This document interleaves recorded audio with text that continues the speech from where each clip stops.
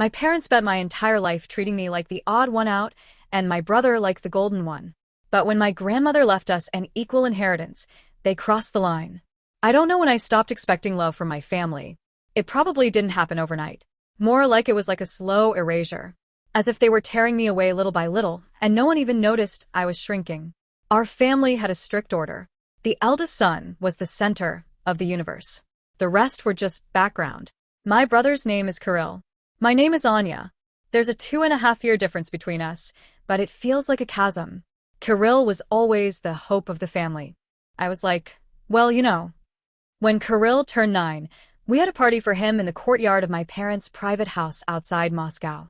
They brought a trampoline. We booked a host. There were balloons, a smoke machine, and a huge cake with his name on it. My father ran around with a camera.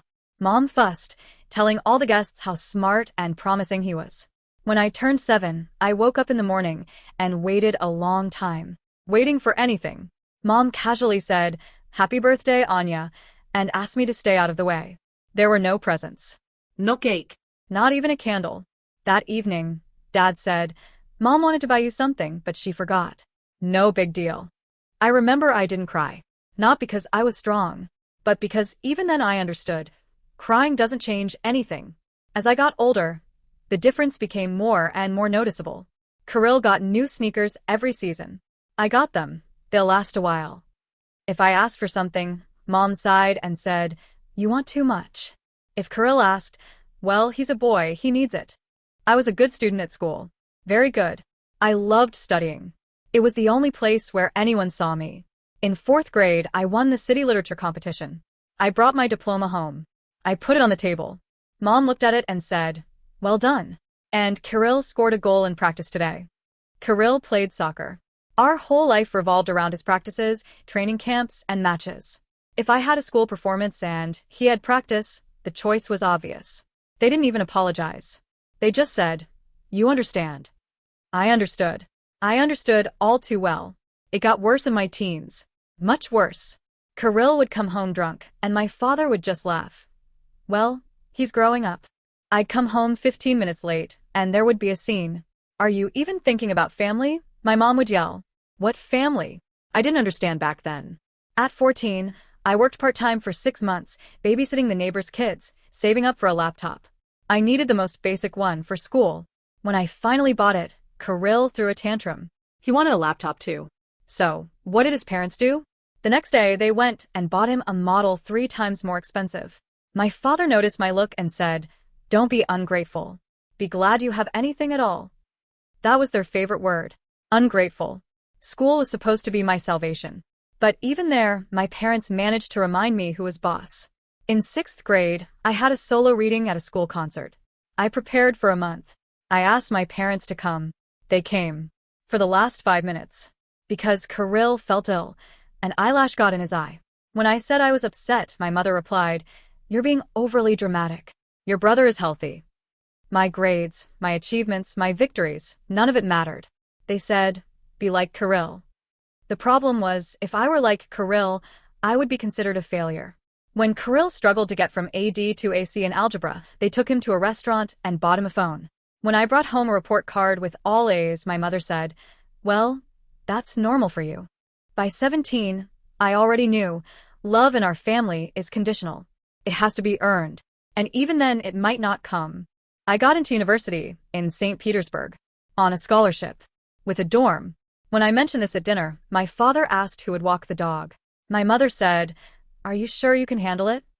When I needed a train ticket, my parents said they couldn't take me because Kirill had a match. My friend's mother saw me off. She hugged me on the platform and said, "You're great." I almost cried, because those were the words I'd been waiting for my whole life. I left. And I thought the worst was behind me. I was wrong. University became the first place where I could breathe. Really. Without the constant feeling of being superfluous. Without the need to prove my right to occupy space. I studied hard. I worked too. The scholarship wasn't enough, so I worked part-time, first in a coffee shop, then as an intern at a marketing agency. I hardly took money from my parents. Not because I didn't need it, but because every transfer was accompanied by a reminder that I owed them. "We're helping you. Don't forget where you come from. You couldn't have done it without us." Meanwhile, Kirill stayed home. He went to college, dropped out after a year. Then another. Then he said he was finding himself. His parents supported him. They bought him a car. They said he just needed time. When I graduated with honors from my second year, my parents didn't come. Kirill had an important game. There was always some important game. I stopped waiting. It was painful but liberating. By the age of 25, I had a job, a rented apartment, and chronic anxiety. I was constantly afraid that I wasn't good enough, that I'd be found out, that I didn't deserve all this. A psychologist would later call it imposter syndrome. Back then, I considered it normal.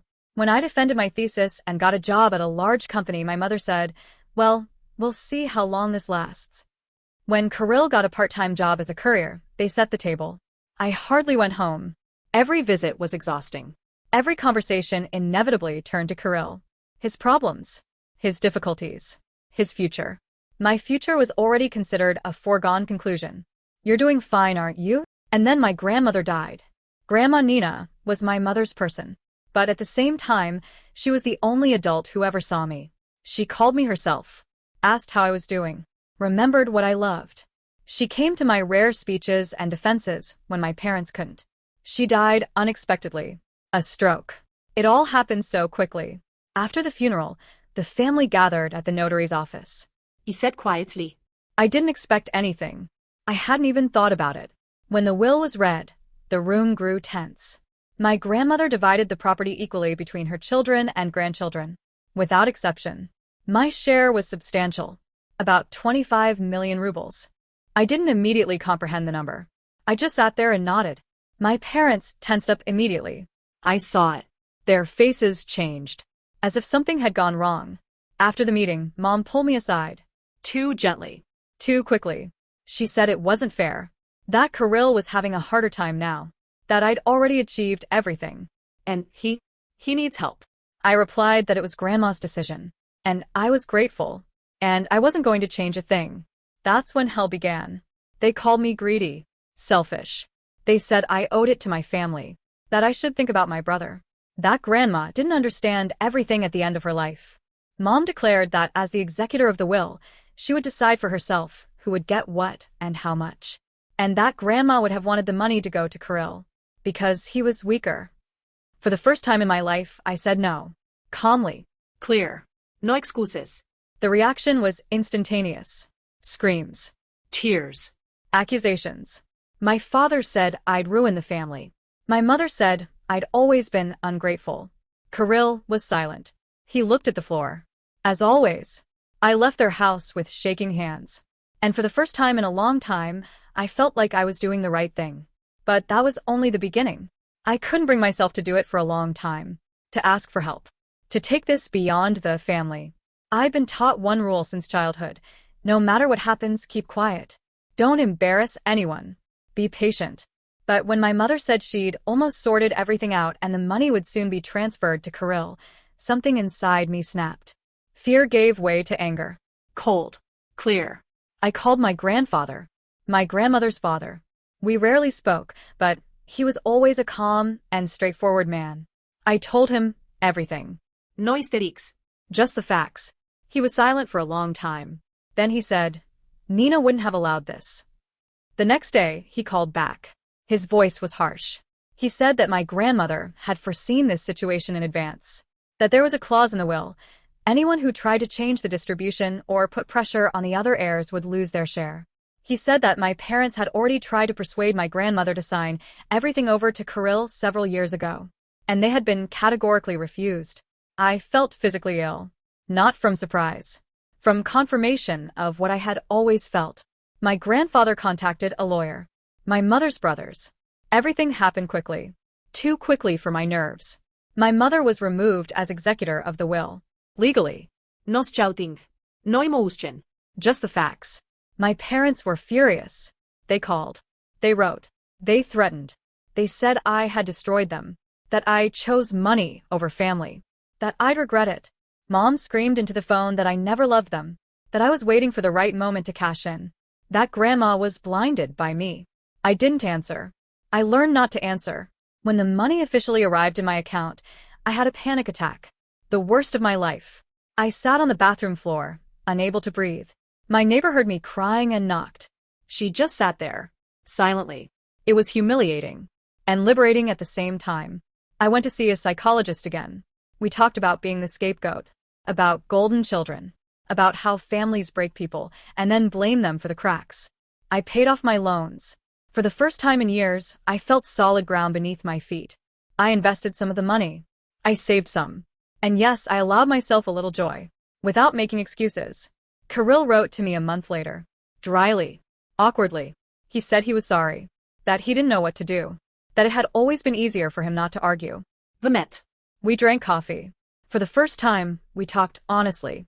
He admitted that he was dependent on his parents, that he was afraid without their approval, that he couldn't live independently. I'm not angry with him. Not really. He's also a product of the system. Over time, he enrolled in correspondence school. He got a job. On his own. Without his dad. It took time. But he started. 6 months later, my father tried to talk to me. He said maybe they were unfair. He didn't say sorry, but it was closer than ever. My mother didn't. She still considers herself a victim. She doesn't come to family gatherings if I'm there. She says I betrayed her. I no longer try to convince her otherwise. I stopped fighting for love that no one wants to give me. I've grown closer to my aunt and uncle, to my grandfather, to people who see me unconditionally. Sometimes it still hurts. Sometimes I catch myself craving approval. I want my mother to say, "I'm proud of you." But then I remember my grandmother. Her voice. Her calm. Her fairness. She gave me more than just money. She gave me confirmation that I wasn't crazy, that I wasn't exaggerating, that I had a right. If you're reading this and recognize yourself, know this. You don't have to sacrifice yourself for someone else's comfort, even if it's family, especially if it's family. Sometimes the strongest act is to remain standing when they expect you to bend again. I don't bend anymore.